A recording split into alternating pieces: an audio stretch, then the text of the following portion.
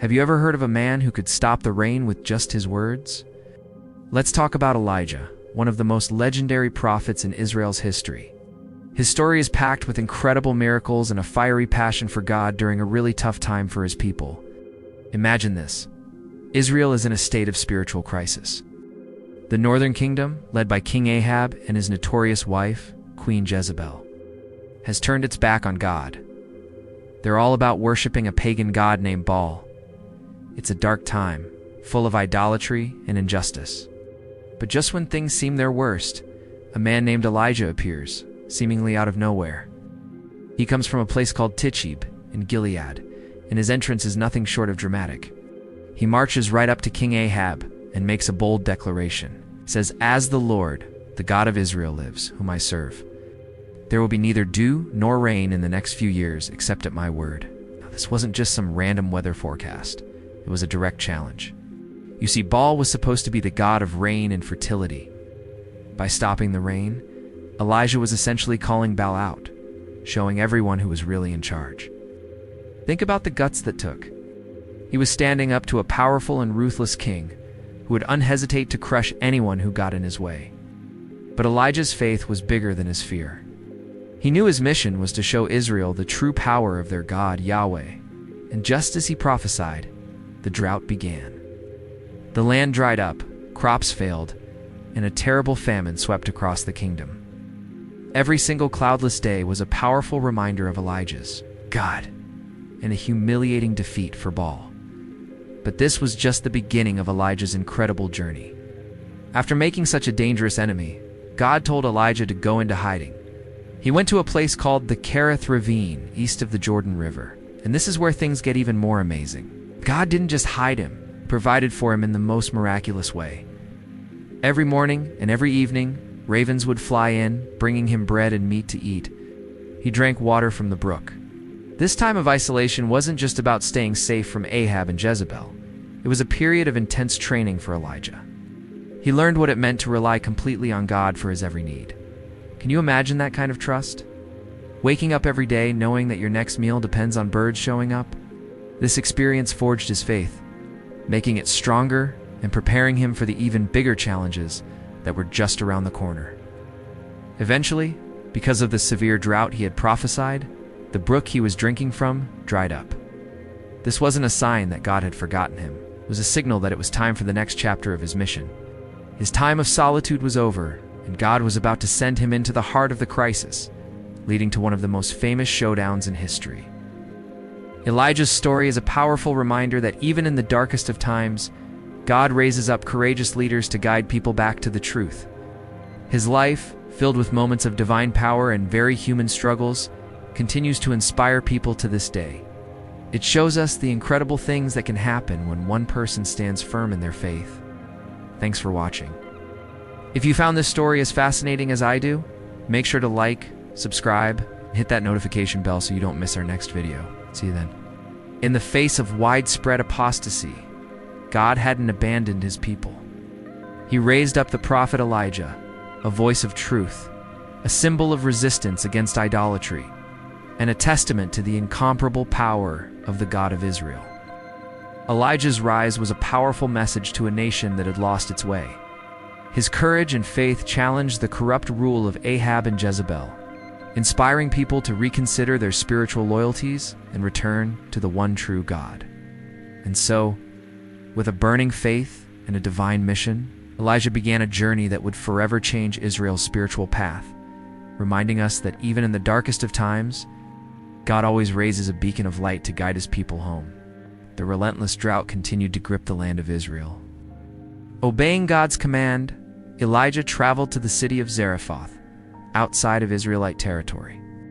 This move was not just a strategic escape from the clutches of Ahab and Jezebel. It held a deep symbolic meaning. God was demonstrating that his power and his compassion know no boundaries, reaching even beyond the borders of his chosen people. In Zarephath, just as God had promised, Elijah found a poor widow at the city gate. She was gathering a few sticks, preparing to cook one final meager meal for herself and her son before resigning themselves to starvation. It was a picture of utter hopelessness. With extraordinary faith, Elijah approached her and asked for a drink of water. Then, with even greater audacity, he requested a piece of bread. The widow's response was one of heartbreaking sadness. She explained her dire situation. She had only a handful of flour left in a jar and a little bit of oil, just enough for one last meal before they died. But Elijah, filled with divine confidence, encouraged her with words of profound hope. "Don't be afraid," he said. "Go home and do as you have said. But first, make a small loaf of bread for me from what you have, and bring it to me, and then make something for yourself and your son. For this is what the Lord, the God of Israel, says. The jar of flour will not be used up, and the jug of oil will not run dry until the day the Lord sends rain on the land." Moved by a desperate faith, the widow obeyed the prophet's word, and the miracle happened. Day after day, the flour and oil were miraculously renewed, providing sustenance for Elijah, the widow, and her son. This wasn't just a display of divine power. It was a profound sign of God's tender care for the most vulnerable in society. By choosing a foreign widow, an outsider, to receive this divine help, God was showing that His love and provision extend to everyone, regardless of their nationality or social standing. During this time, Elijah lived in the widow's house, and a bond of trust and gratitude grew between them. The prophet's presence transformed her life, bringing not only physical nourishment, but also spiritual renewal. The story of the miracle of the flour and oil became a powerful testimony to God's faithfulness in times of crisis and the incredible power of simple obedience to His word. It stands as one of the most touching episodes in Elijah's story. It not only reveals God's miraculous provision in the midst of scarcity, but also highlights the immense courage and faith of both a prophet on a mission and a widow on the brink of despair. This event teaches us a timeless lesson about trust. The widow had every reason to refuse, to hoard the little she had left for her own son. But she chose to trust a promise from a man of God, and in doing so, she unlocked a continuous flow of blessing that saved her family. Her act of faith, giving from her lack, became the very channel through which God's abundance flowed into her home. It's a beautiful reminder that our obedience, even when it feels risky or counterintuitive, can open doors to miracles we could never imagine. This period in Zarephath was more than just a time of waiting for Elijah. It was a period of preparation and deepening faith. While the land of Israel suffered under the drought it had chosen, a small household in a foreign land was experiencing the daily reality of God's miraculous care. The contrast couldn't be starker. In a world consumed by idolatry and self-reliance, this quiet miracle was a powerful declaration that true security and provision are found only in the Lord. The story of the widow of Zarephath is not just a historical account. It's an invitation for us today. It challenges us to look at our own jars of flour and jugs of oil, the resources we think are running out, and to trust that God's supply is limitless. It encourages us to be generous, even when we feel we have little to give, and to have faith that He is our ultimate provider. Thank you for joining me on this journey into one of the Bible's most inspiring stories. If this message resonated with you, please like, share, and subscribe for more content that explores the depths of faith. We'll see you in the next video. Elijah's time in the widow of Zarephath's home was already marked by a continuous miracle. A flour and oil that never ran out. But an even more extraordinary event was about to unfold, one that would test the widow's faith and Elijah's trust in God in the most dramatic way possible.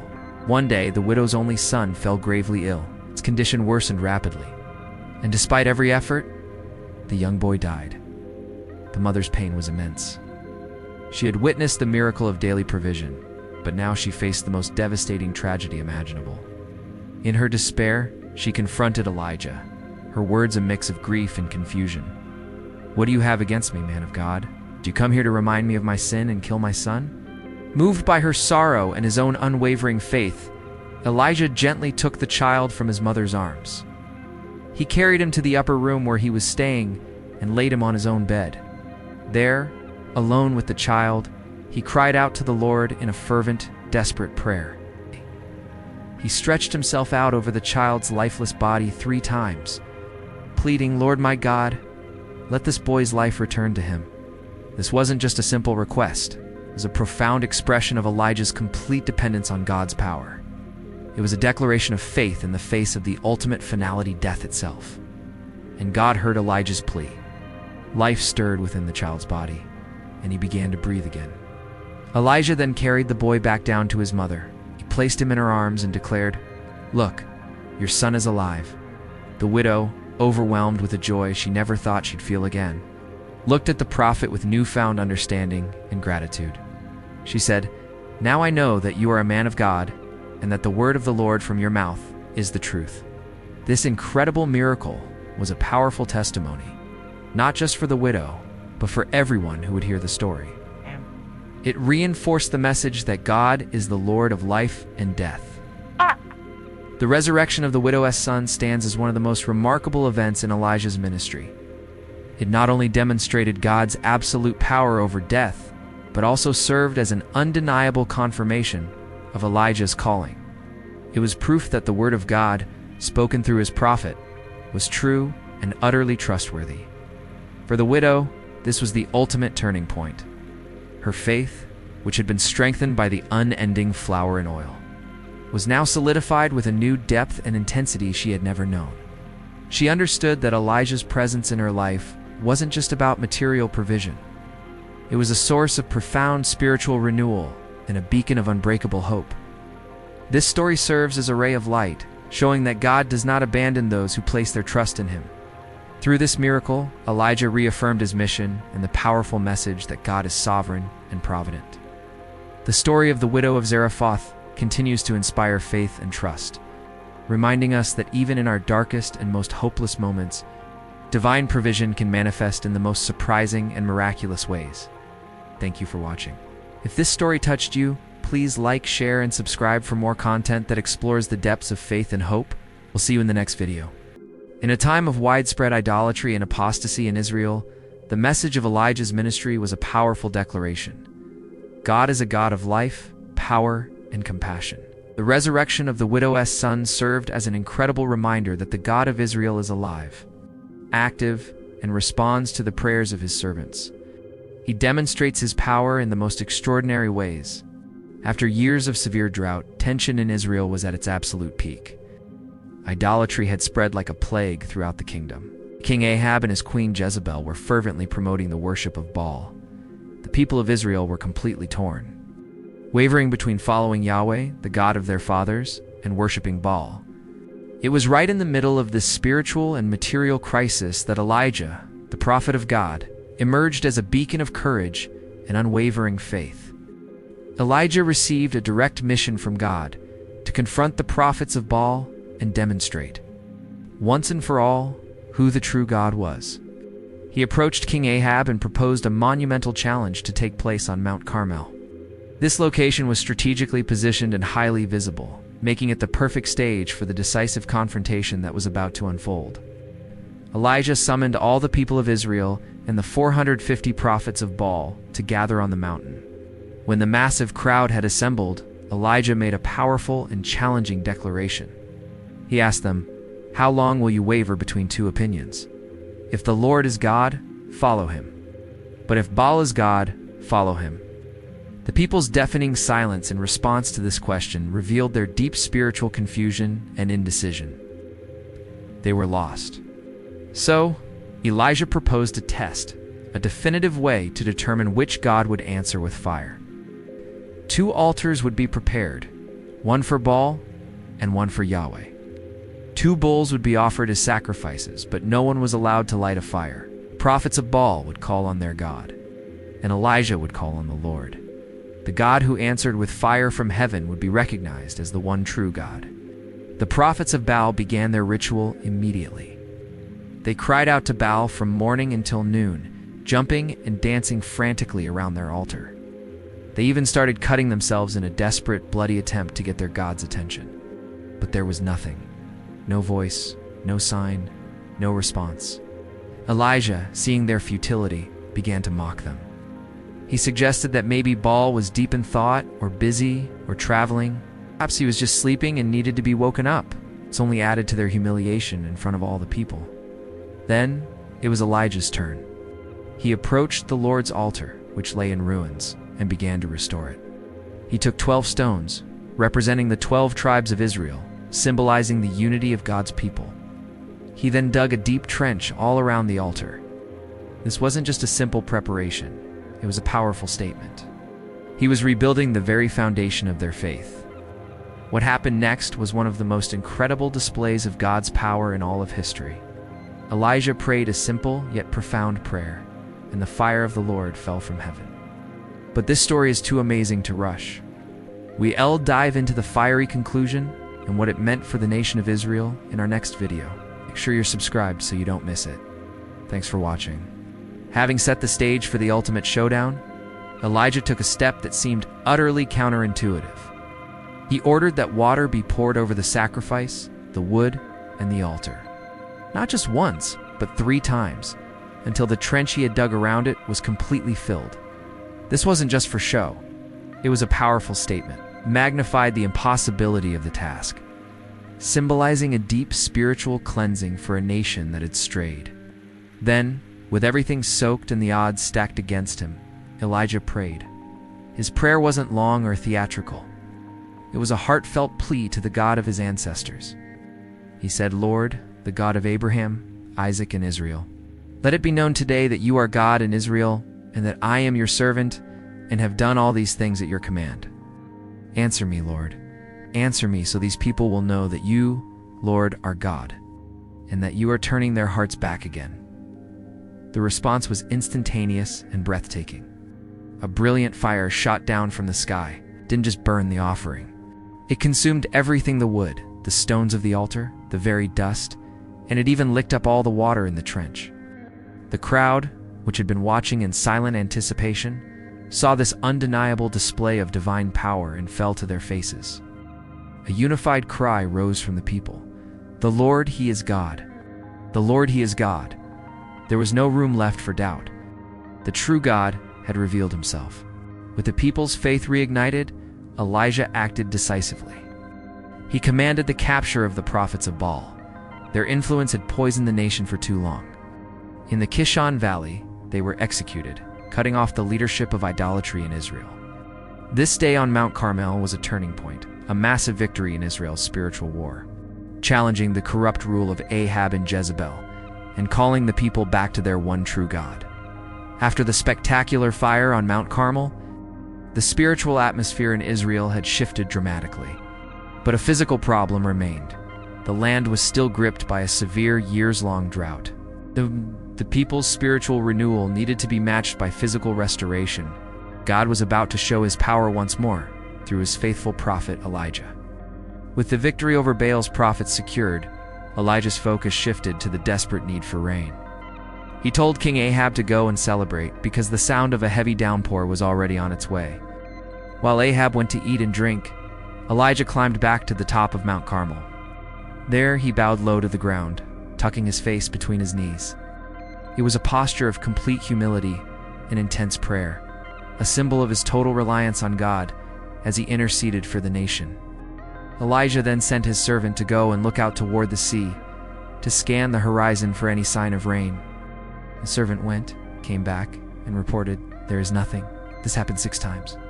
6 times, the servant saw an empty sky, but Elijah's faith did not waver.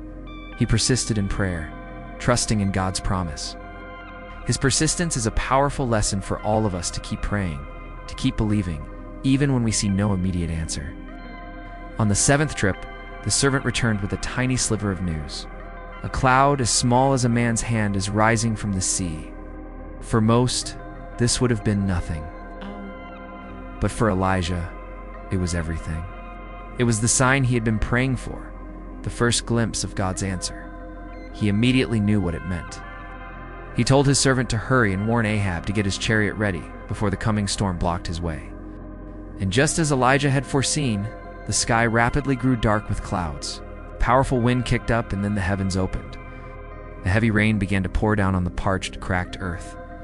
Israel's dry land finally received the life-giving water it had longed for, signaling the end of the devastating drought. This wasn't just a change in the weather, it was a visible sign of God's restored covenant with his people. Ahab, alerted by the warning, raced his chariot toward his palace in Jezreel. In an incredible display of divine strength, Elijah, empowered by the Spirit of the Lord, tightened his cloak and ran ahead of the king's chariot for the entire 25-kilometer journey, arriving before him. This miraculous feat underscored the power of God working through his prophet. The torrential rain was a direct answer to Elijah's persistent prayer, a beautiful testament to the power of a faith that refuses to give up, and a reminder that sometimes the greatest miracles begin with a sign as small as a man's hand. Thanks for watching, and don't forget to like and subscribe for more stories of faith and courage. After the incredible victory on Mount Carmel, a powerful storm broke the long drought. This wasn't just rain. It was a symbol of God's promises, starting small but ending in a mighty downpour. This miracle brought physical relief and called the people of Israel back to faithfulness. It seemed like a total victory, a complete renewal of the relationship between God and his people. All thanks to Elijah, a prophet of unwavering faith and courage. But the story takes a sharp turn. Queen Jezebel, furious that her prophets of Baal were destroyed, sent a chilling message to Elijah. She swore an oath, saying, "By this time tomorrow, I will make your life like that of one of them." This death threat shattered Elijah's triumph. The man who stood down 450 prophets was now running for his life. He fled to the desert, leaving his servant behind, and walked a full day into the wilderness, exhausted, discouraged, and utterly alone. He collapsed under a juniper tree and prayed for death. "I have had enough, Lord," he cried out.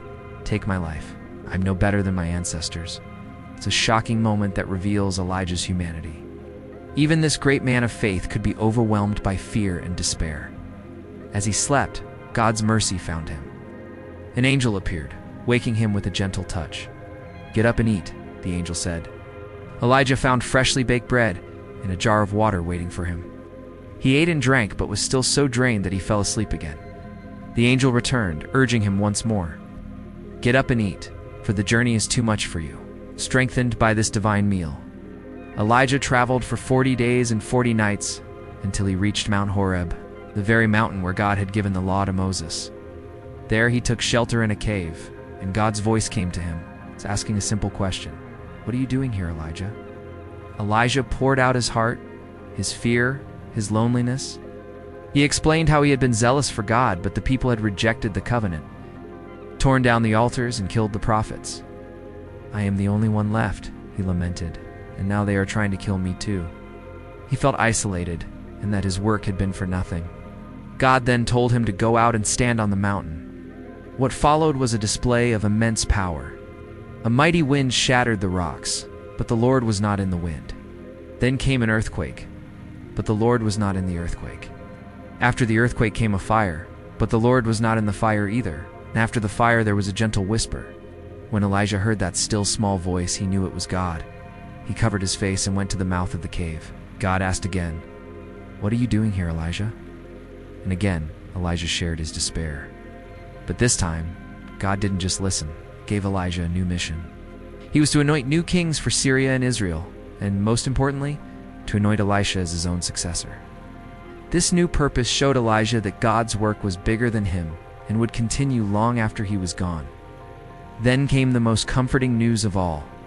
God revealed to Elijah that he was not alone. There were still 7,000 people in Israel who had not bowed down to Baal. This revelation was a powerful reminder that even when we feel completely isolated, God always has a faithful remnant. Elijah's time on Mount Horeb was a profound spiritual renewal. It shows us that God meets us in our lowest moments. He listens to our cries of despair, and he responds not always with thunder and lightning, but often with a gentle whisper, giving us new direction and reminding us that we are never truly alone. Thanks for watching. If this story encouraged you, please like this video and subscribe for more content that explores the depths of faith. See you next time. For Elijah, this was a rebirth of his mission and faith. He left Mount Horeb with a renewed sense of purpose and direction, ready to continue the work that God had assigned to him. The story of Elijah's encounter with God on Mount Horeb remains an inspiration to believers, reminding them of the importance of seeking God's presence in times of crisis and listening for his gentle, reassuring voice amid life's turmoil. During the reign of Ahab, the king of Israel, a particularly dark incident highlighted the injustice and corruption that permeated his rule. This incident, encouraged by his wife Jezebel, involved the vineyard of Naboth, a righteous and faithful man who owned a vineyard right next to Ahab's palace in Jezreel. The story of Naboth and his vineyard reveals the brutality of Ahab's regime and Elijah's decisive role as a spokesperson for divine justice. Ahab coveted Naboth's vineyard. He wanted to turn it into a vegetable garden because it was so close to his palace. He offered Naboth a fair trade, a better vineyard elsewhere, or its value in cash, but Naboth refused. This vineyard wasn't just land, it was an inheritance from his ancestors, a sacred and inalienable legacy according to Israelite law. Naboth's refusal, based on deep religious and moral principles. Frustrated Ahab, he went back to his palace, sullen and angry, like a child who didn't get his way. Seeing Ahab's pathetic state, Jezebel took control. With complete disdain for the laws and traditions of Israel, she concocted a wicked plan to seize the vineyard by force. Jezebel wrote letters in Ahab's name, sealed them with the royal seal, and sent them to the leaders and nobles of Jezreel. Her instructions were sinister: proclaim a fast and seat Naboth in a prominent place among the people. Then, two vile men, bribed by Jezebel, would falsely accuse Naboth of cursing God and the king crimes punishable by death. Jezebel's plan was carried out flawlessly. The trap was set, and Naboth, an innocent man, walked right into it. He was falsely accused and brutally stoned to death. With Naboth out of the way, Jezebel went to Ahab and told him he could now take possession of the vineyard. Ahab, showing no remorse or hesitation, went and claimed Naboth's land, believing he was above justice and the law. But he was wrong. It was at this very moment that God sent Elijah to confront him. The Lord's command to Elijah was clear: "Arise, go down to meet Ahab, king of Israel, who is in Samaria. Behold, he is in the vineyard of Naboth, where he has gone to take possession of it." Elijah, always obedient to God's word, went to meet Ahab in the stolen vineyard. When Ahab saw the prophet, he sneered, "So you have found me, my enemy." Elijah's reply was sharp and direct: "I have found you, because you have sold yourself to do evil in the sight of the Lord." With divine authority, Elijah pronounced a severe judgment upon Ahab and his entire house. He declared that just as the dogs had licked up Naboth's blood, so they would one day lick up Ahab's blood in that very same spot. He foretold the complete destruction of Ahab's dynasty, a terrifying prophecy for a king who thought he was untouchable. Elijah's words were not just a condemnation, they were a powerful declaration that no one, not even a king, can escape the consequences of their actions. God sees all, and his justice will always prevail. This powerful story serves as a timeless warning against greed, abuse of power, and the belief that one can act without consequence. It shows that true power lies not in royal decrees or wicked schemes, but in righteousness and obedience to a higher moral law. The confrontation between Elijah and Ahab in Naboth's vineyard is a dramatic testament to the courage it takes to speak truth, to power, and the unwavering justice of God. Thanks for watching. If you found this story as compelling as I do, make sure to like, subscribe, and hit that notification bell so you don't miss our next video. See you next time. In the same place where dogs licked Naboth's blood, they would also lick Ahab's. Furthermore, all of Ahab's male descendants would be wiped out, and Jezebel herself would be devoured by dogs by the wall of Jezreel. This stark prophecy underscored the gravity of their crimes, showing God's unyielding justice against tyranny. When Ahab heard Elijah's words, he was shattered. He tore his clothes, put on sackcloth, and fasted. He walked around meekly, a broken man showing true signs of repentance. God, in his great mercy, saw this change in Ahab. He told Elijah that the ultimate disaster on Ahab's house would be delayed, postponed until his son's reign. The story of Naboth's vineyard and Elijah's brave intervention is a powerful lesson. It teaches us about God's justice and the immense responsibility leaders carry. Elijah, acting as God's messenger, fearlessly denounced corruption, proving that no one, not even the most powerful king and queen, is above divine law. His courage to confront Ahab and Jezebel is a timeless example of standing for truth against oppression. This story also highlights the sacredness of ancient traditions, especially those concerning family inheritance.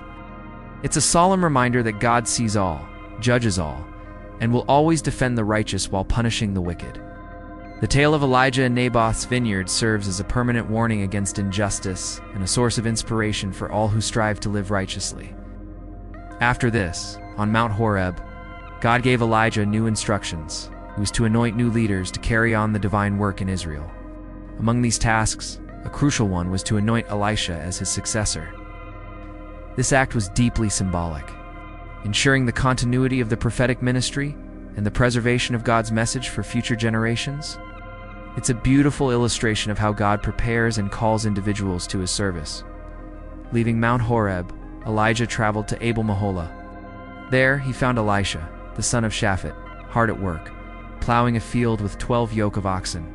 As Elijah passed by, he did something simple, yet profound. He threw his own mantle over Elisha. This wasn't just a piece of cloth. Elijah's mantle represented his prophetic authority. Casting it over Elisha was a symbolic transfer of this sacred calling and responsibility. Elisha immediately understood the weight of this gesture. He left his oxen and ran after Elijah. Asking for a moment to say goodbye to his parents, Elijah responded, "Go back. What have I done to you?" This short exchange highlights the urgency of the call, but also respects Elisha's freedom to choose his path. After bidding his family farewell, Elisha did something remarkable. He took the oxen he had been plowing with, sacrificed them, and used the wooden yokes and plows as fuel to cook the meat. He then shared this meal with his people. This act of sacrifice was a definitive break from his old life. He was demonstrating his complete and total dedication to God's call, leaving nothing behind to tempt him back. He was all in.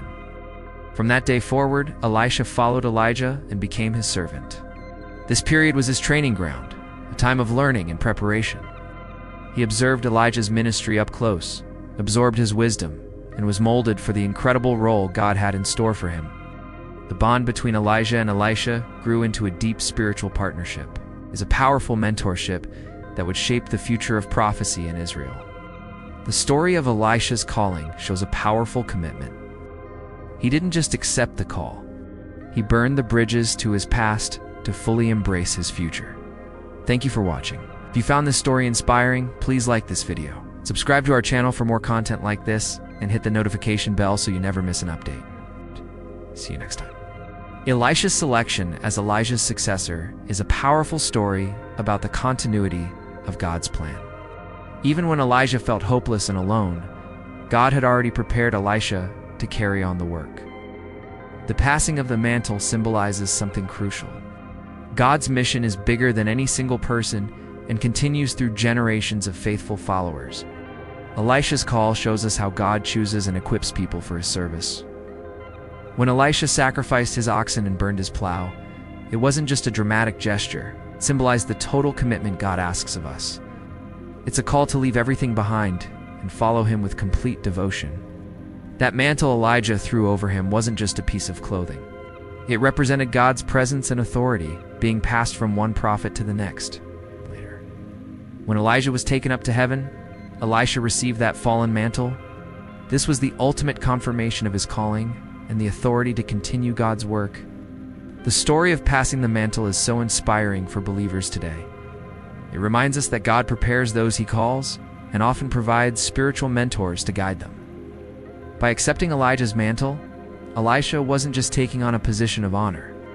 He was embracing the immense responsibility of being God's voice in Israel.